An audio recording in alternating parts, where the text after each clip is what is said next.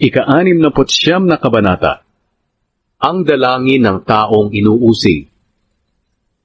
O Diyos, iligtas niyo ako dahil para akong isang taong malapit ng malunod.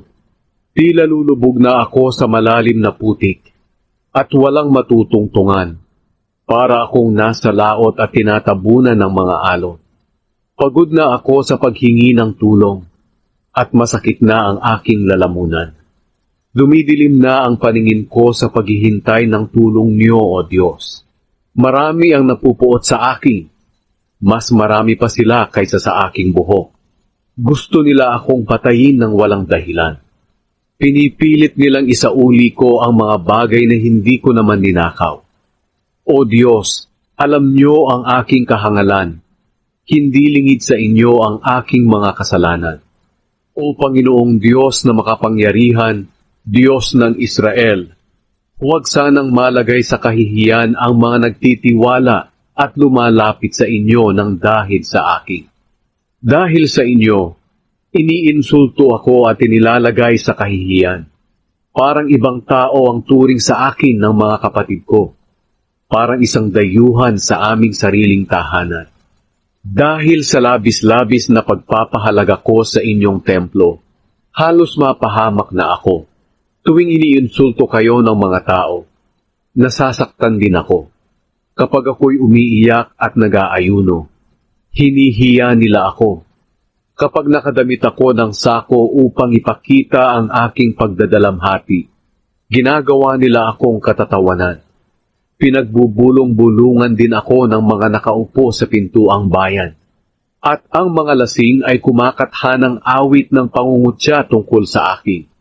Ngunit dumadalangin ako sa inyo, Panginoon.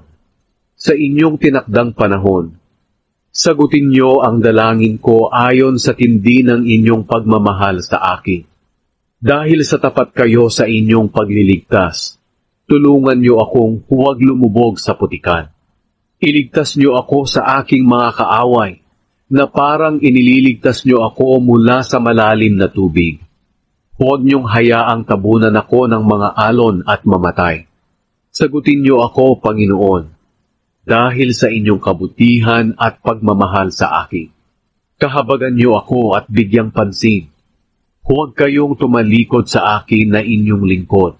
Sagutin niyo agad ako, dahil nasa kagipitan ako. Lumapit kayo sa akin at iligtas ako sa aking mga kaaway.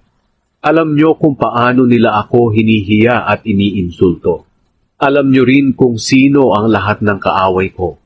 Nasaktan ako sa kanilang panghihiya sa akin at sumama ang loob ko. Naghintay ako na may dadamay at aaliw sa akin, ngunit wala ni isa man. Nilagyan nila ng laso ng aking pagkain, at nang ako'y mauhaw, binigyan nila ako ng suka. Habang kumakain sila at nagdiriwang, mapahamak sana sila at ang kanilang mga kasama. Mabulag sana sila at laging manginig. Ibuhos at ipakita niyo sa kanila ang inyong matinding galit. Iwanan sana nila ang mga toldang tinitirahan nila para wala nang tumira sa mga ito.